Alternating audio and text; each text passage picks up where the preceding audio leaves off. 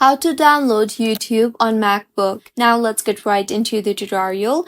Firstly, go ahead and open App Store on your MacBook.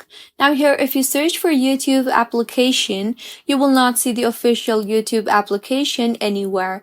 So go back and open Google Chrome.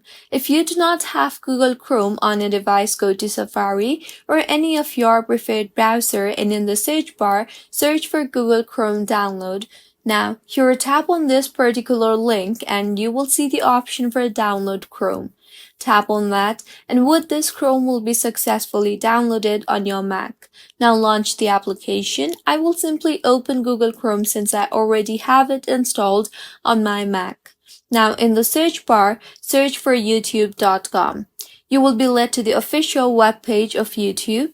Here tap on the three dots on the top right of your screen and you will see the option for save and share.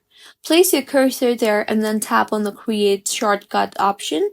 In the pop-up that appears, tap on create again, and with this, YouTube has been installed on your Mac successfully.